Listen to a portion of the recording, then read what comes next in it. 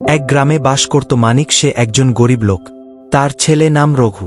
মানিকের সামান্য জমি ছিল, কিন্তু তা দিয়ে সংসার চালানো খুব কঠিন ছিল।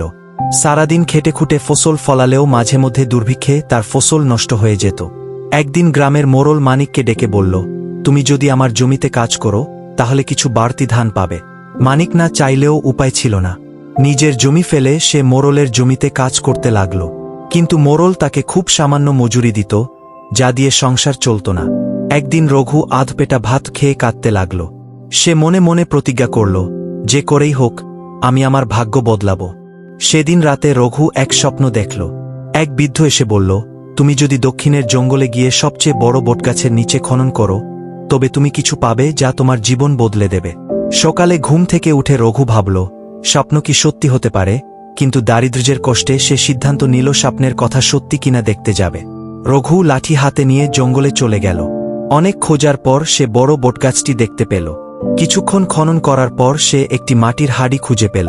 হাঁড়ি খুলতেই তার চোখ বিস্ফারিত হয়ে গেল। ভিতরে ছিল সোনার মোহর। রঘু অবাক হয়ে ভাবতে লাগল, এত ধনসম্পদ আমার জন্য আশীর্বাদ না অভিশাপ? রঘু মোহরগুলো নিয়ে বাড়ি ফিরল।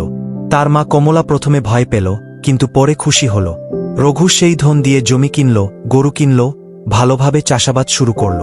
কিন্তু সুখ বেশি দিন স্থায়ী হল না। গ্রামের মোড়ল ও কিছু লোভী লোক রঘুর পরিবর্তন দেখে সন্দেহ করল। তারা ঠিক করল, এত টাকা রঘুর কাছে এলো কিভাবে?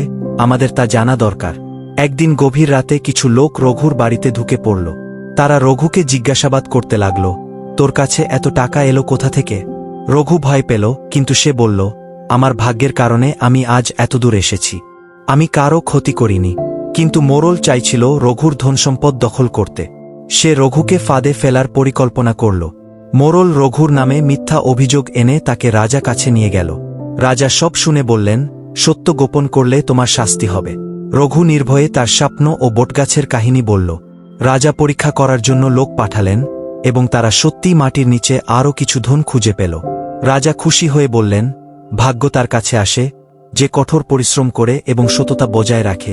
মোড়ল লজ্জিত হল, আর রঘু ধনসম্পদ নিয়ে তার সৎ জীবনযাত্রা চালিয়ে গেল।